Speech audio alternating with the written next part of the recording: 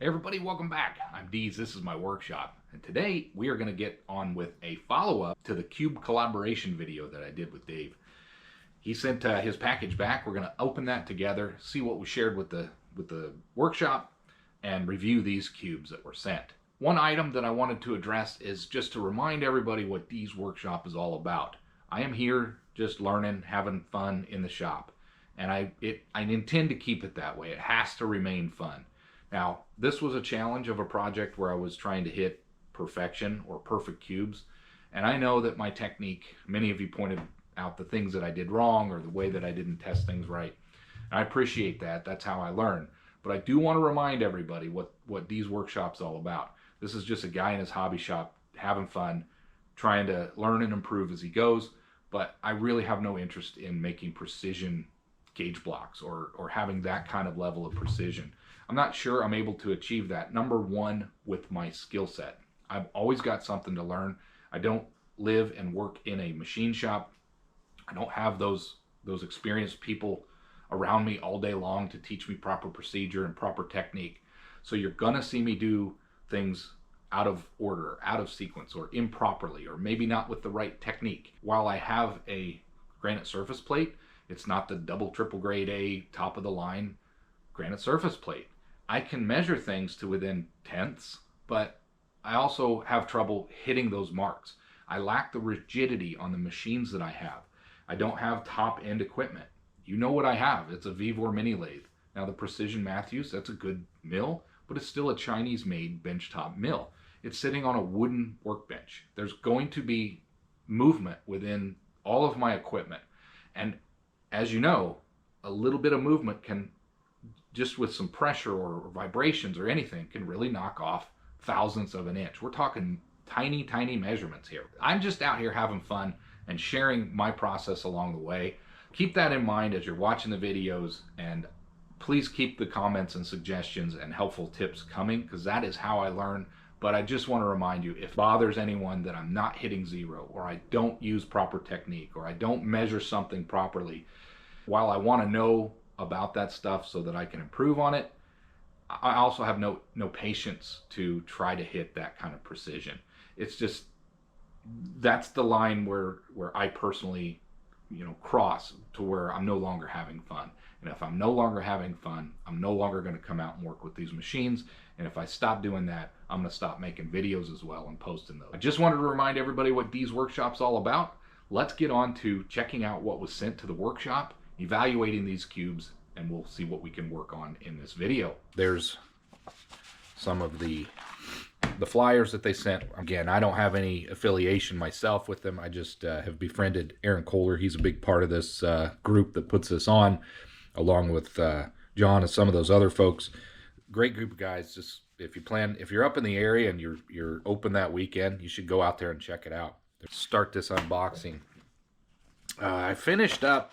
I kind of filled up this notebook. I think I'm going to save my old notebooks and things, one of my containers there, just for, I don't know, nostalgia. Maybe the kids want to go through that someday when I'm long gone, and maybe they'll get a kick out of that. But we're going to start a new, kids have been into this one. This will be our new notebook for the foreseeable future. That one will probably go quick. Poop, my boy. I'm going to see if this will fit in here. I don't know if it will. Won't fit that way.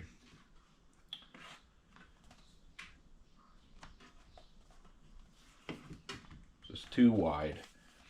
But I think we can slide this down in here somewhere. And I may relocate these catalogs someday. But that will be nice. I do want to hang on to that and keep that for just future reference. We got the package from Dave. This certainly is a much larger box than 3 little cubes needs to be in. So we're going to find out what was sent my way. Generosity for me over the years in both knowledge, help, advice, criticism, positive and negative, that just goes with it. He's been there since I started this channel. I don't know how he found the channel early on. It was just me fumbling through trying to figure out how to record content and put it out there and share it with people. Boy, it was rough for a while. Some of that early content's tough to watch. But that's what makes Deez Workshop Deez Workshop. This is my journey from knowing nothing at all, never touching one of these machines, until where I am today, making model engines, things like that, things that actually work. I'm pretty proud of myself for where I've come, from where I've come to where I am today. But along the way, Dave's always been there to give me advice and helpful advice in the comments, and he's always been there sharing videos, things back and forth, giving me pointers. He shared a lot of tooling, a lot of things I didn't have. Some really, really nice stuff. Very much appreciated. None of it's taken for granted. And Dave, you certainly don't have to share that stuff, but you do, and I appreciate it, and I use it in the shop nearly with every project. I try to incorporate the tools that have given to me into every project that I can. Now, with this long-winded introduction, I just want to give a little background of our friendship and how we got to know each other and where we got today to decide to do a collaboration. This is a big box, so I know there's going to be more things in there than just a couple cubes.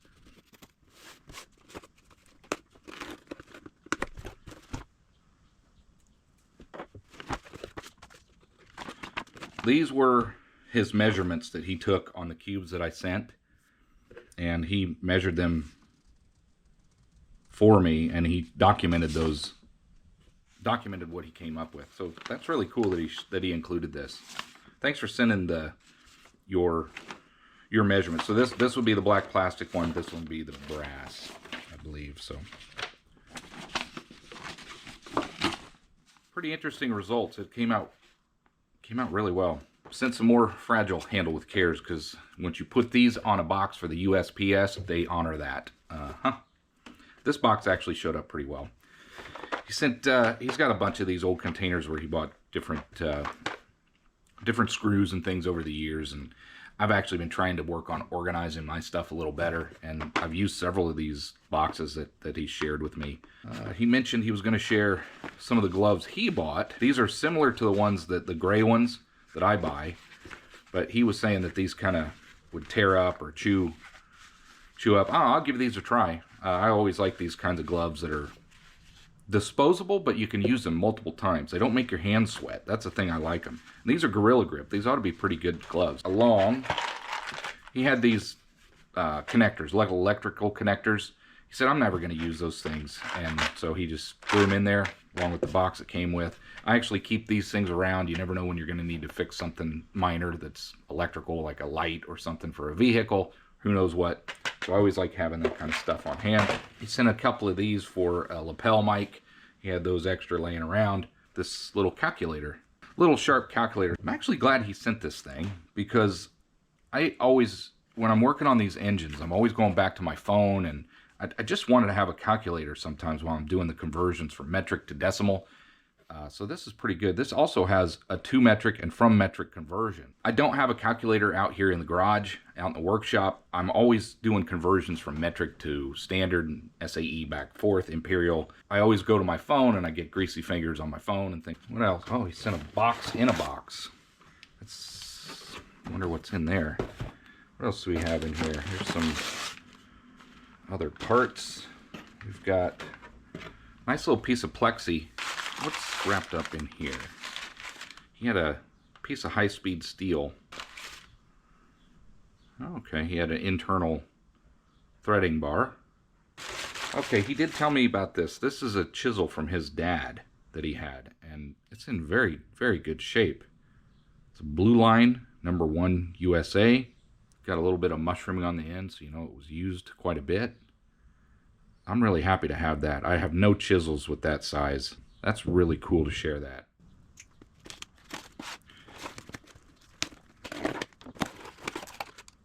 This seems like an extremely generous package here. This says Mitutoyo on it.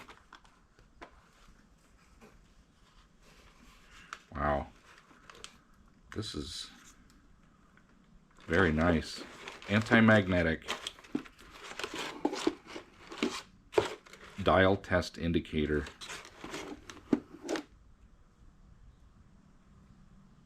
Wow. That's very nice. Number 513452. Mitutoyo dial test indicator. That is awfully generous. And it also comes with an arm. This would mount into my height stand. And then, of course, the pin to go into the indicator there. Wow. This is very generous. What else is in here? Oh, big old Sharpie. I like to use these when I'm marking out something on the lathe. He said he was using his annular cutters, and this came out of it, and it was a test piece he was working on. You can always make something out of scrap like that. I bet this would fit in my slitting saw arbor. It's thicker than the other slitting saws that I have, so we'll see. We'll give this a test at some point. That's dangerous looking, that's for sure. Looking box. Oh wow, look at that. That is a very, very nice Starrett micrometer.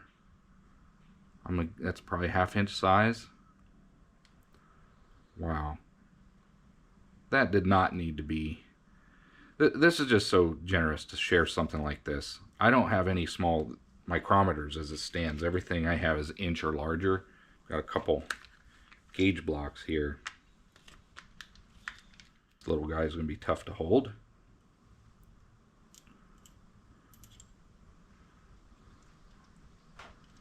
If I can get it on there. So this is 1/100 thou and a 1/2 tenth.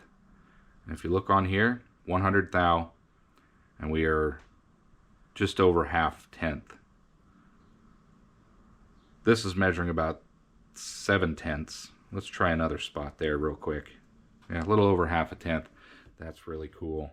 What a wonderful set of precision instruments to share. I can't thank Dave enough for that. Those are really generous tools. Dave, thank you for sharing that. He had this little motor. He sent that, and this should run.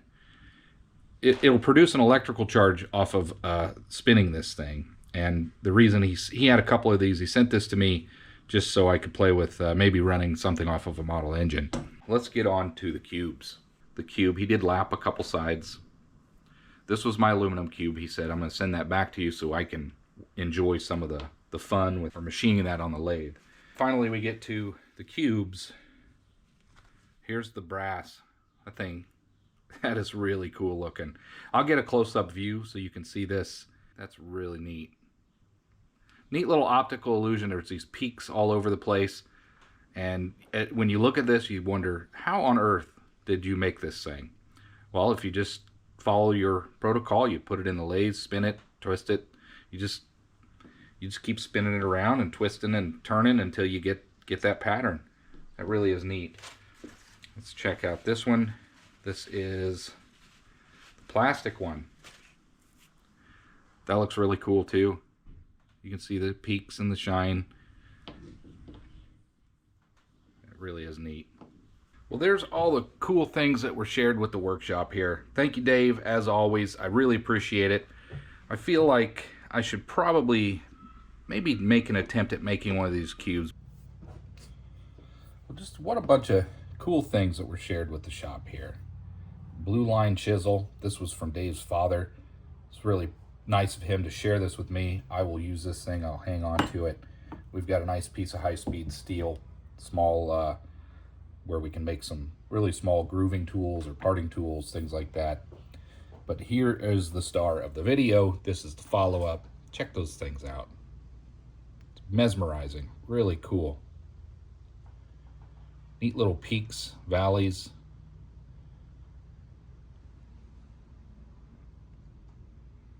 This is the brass one. I think I might coat it in a polyurethane to keep it from oxidizing. I may try to polish up these edges here. I've got some of that brasso. We'll try that. Really is neat though. And then here's this black one.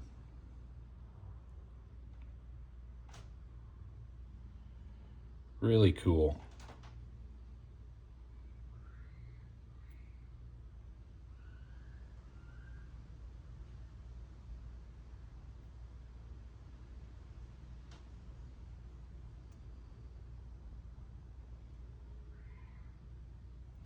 Pretty neat little trinkets.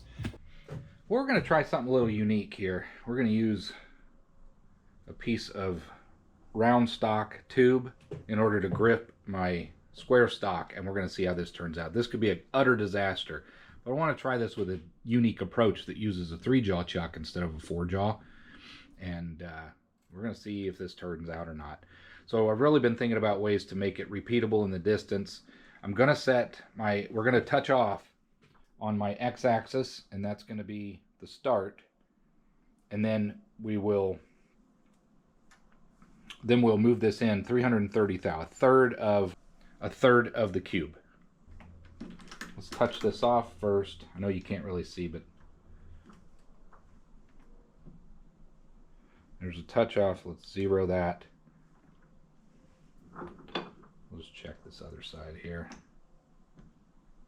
Yeah, I think this will work. And now we want to come in 330. Wow.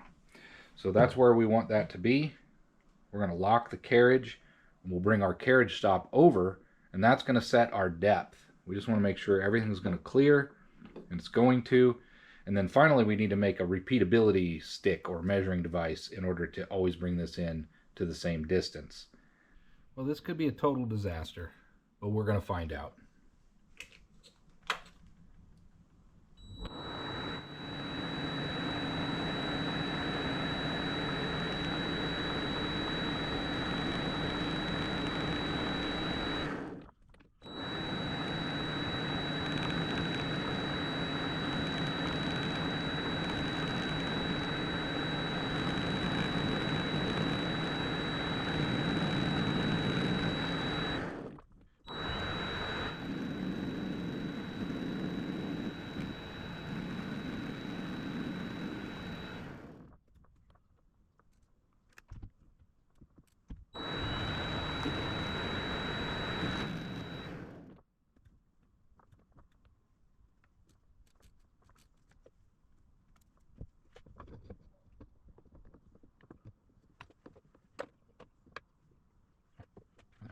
First attempt was a fail. This stuff's a little too thin-walled.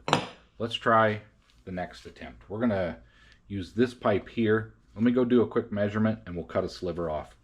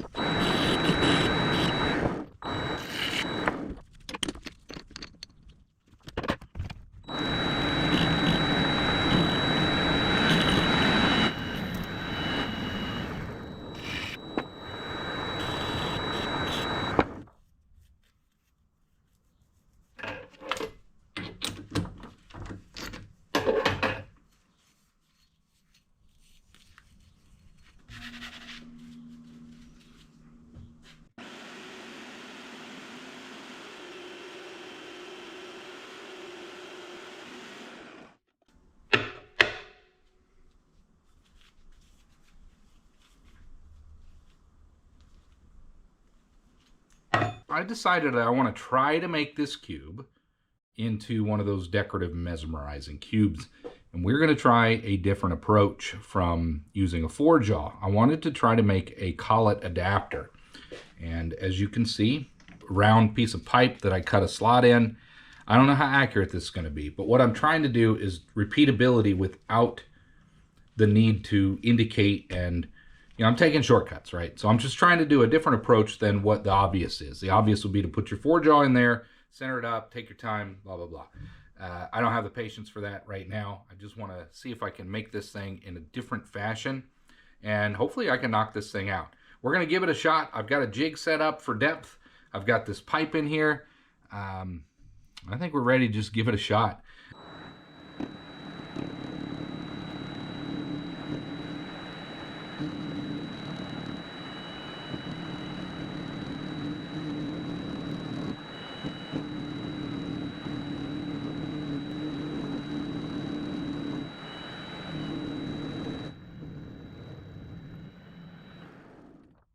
Still got quite a ways to come off, but this jig is holding up much better. We'll see how this turns out.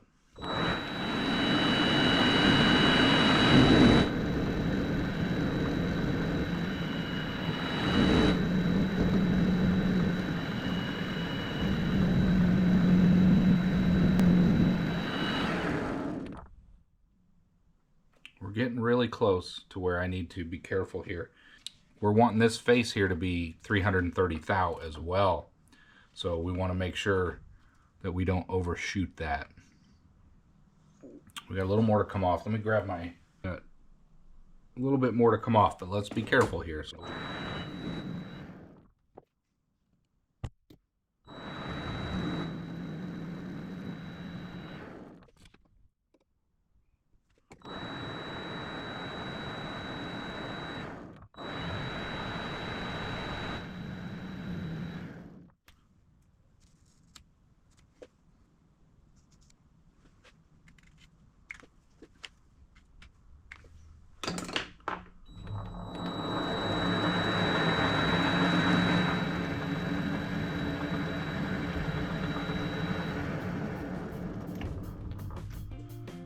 We got one face done.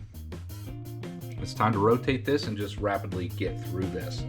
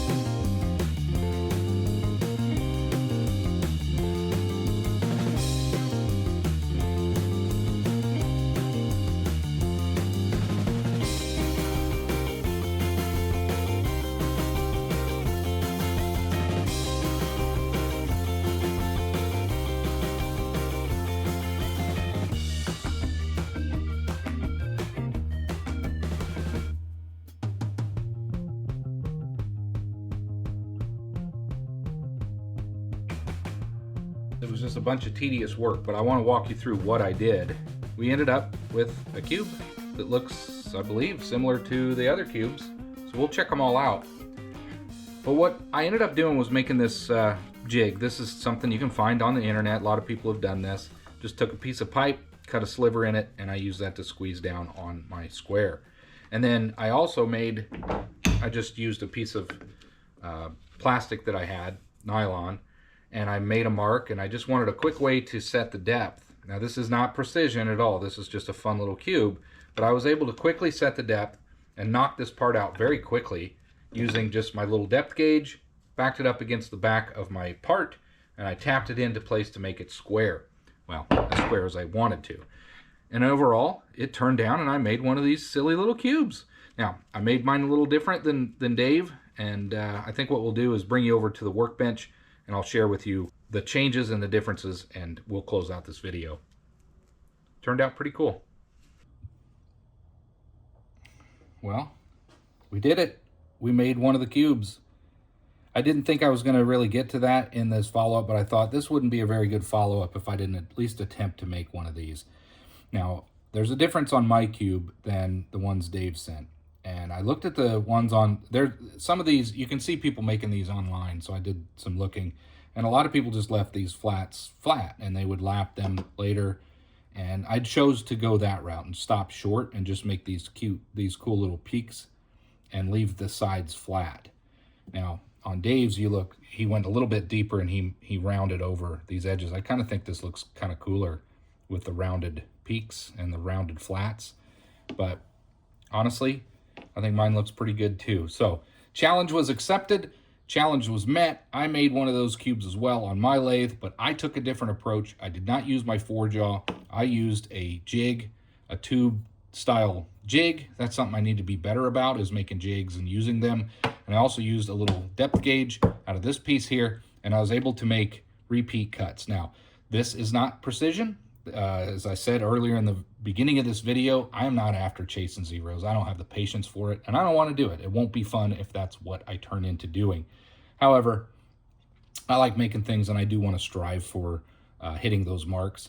Now, this does have, I think is when I first started, I was practicing. I didn't have my technique down. I went a little bit deep on a couple of these edges when I first was starting, and I had to kind of reset my thought process and how I wanted to approach all this.